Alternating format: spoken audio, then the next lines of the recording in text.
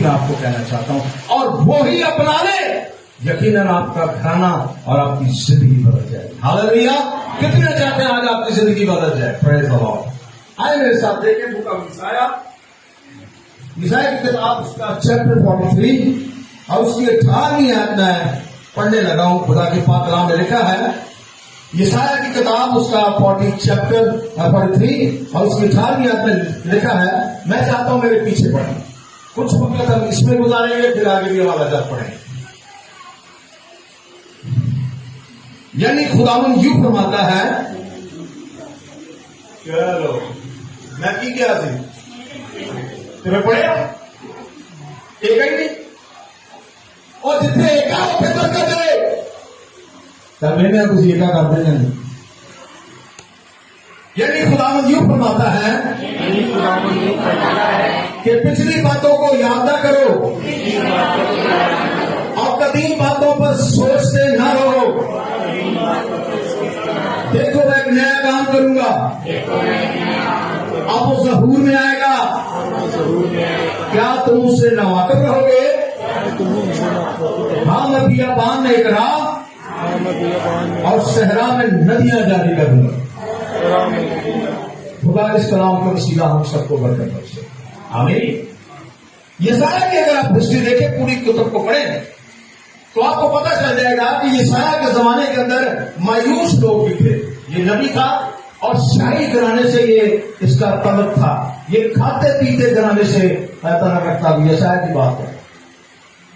तो इसके जमाने के लोग भी जो थे, कभी खुदा के साथ मगरूर हो जाते थे, कभी बुत परस्ती की तरफ चले जाते थे। कुछ इनके अपने ऐसे मसाले थे, ये रूहानी तौर पर खुदा के साथ कायम ना रह सके। अगरचे ये इस्राएल के खुदा की इबादत करते थे, लेकिन अंदर से नाउमीद हो चुके थे। और हमारी जिंदगियों का भी साहब कभी कभी इसी तरह होता है, होते हम पुष्ट क्रिश्चन हैं। हालेलुया। हम अपने बाप दादा की अच्छी बातों का इकरार करते हैं, हम अपनी अच्छी बातों का इकरार करते हैं, लेकिन उसके बावजूद हमारी जिंदगियां मायूसी से भरी। यशायाह के जमाने के अंदर के जो लोग थे, उनका भी यही हाल था। कितने लोग इस बात को समझ अपना हाथ खड़ा है? मुझे पता चलेगा आप मेरे साथ हैं। लेकिन जब खुदाओं ने देखा, अगर आप ये पूरा चैप्टर पढ़ें तो आपको एक उम्मीद का और आपको एक खुशखबरी का चैप्टर मिलेगा। ऐसा लगता है कि खुदा सब कुछ अपने लोगों का भूल रहा है। हालेलुया। अपने लोगों की खताओं को भूल रहा है, उनकी सारी कमजोरियों को भूल रहा है। और एक बात वो क्या है जो मैंने आपके सामने तिलावत की, वो ये है, यानी खुदा यूं फरमाता है, पिछली बातों को याद दोस्त बोले, यानी पिछली बातों को याद और कदीम बातों पर सोचते ना रहो। ये 2 पॉइंट है। जब तक आपकी सोच चेंज नहीं होगी, जब तक आपके ख्याल किसी एक जगह नहीं ठहरेंगे, जिस तरह आपको पता है जशवा ने कहा, 24वां बाप ईश्वर की किताब उसकी 15 में लिखा है, जशवा के जमाने में पाली साहब लोग क्या खुदा की इबादत करते थे? नहीं। वो एक बात कह रहा है जाते जाते, क्योंकि वो जाने वाला था, खुदा के साथ जाने वाला था और अपने बाप दादा के साथ सोने वाला। तो उसने कहा, अब रही और मेरे घराने की बात, हम तो किसकी प्रस्तिश करेंगे? खुदा ही। यानी कि एक तरफ होना बहुत जरूरी है।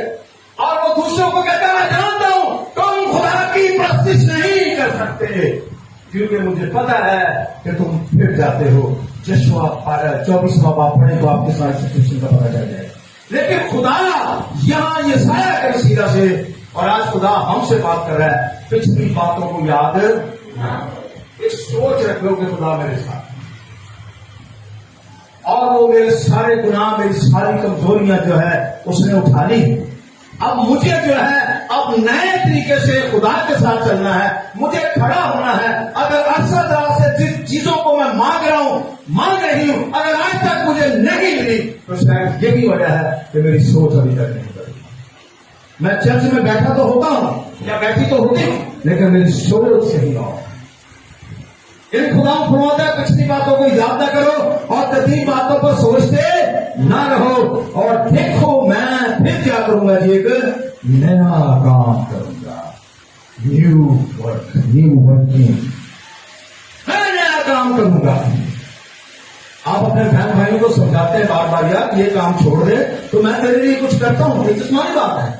बेटी ये काम छोड़ दो, ऐसा नहीं, ऐसा करो तो मैं तुम्हारे लिए ये करूंगा।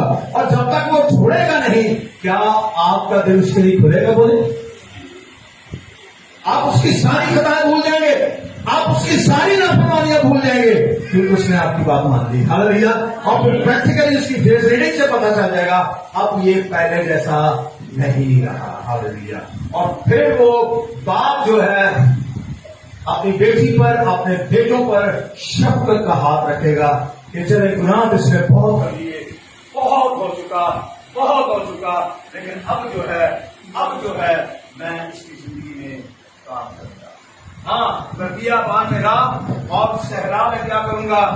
नदियां जारी करूंगा। मैं बियाबान में राह और सहरा में क्या करूंगा? नदियां जारी करूंगा। इसके मतलब आपको पता है, यीशु मसीह ने भी सामने और से बात की। जो मुझ पर ईमान लाता है, गोया जैसे किताबें मुकद्दस में लिखा है, उसके की नदियां क्या हो जाएंगी?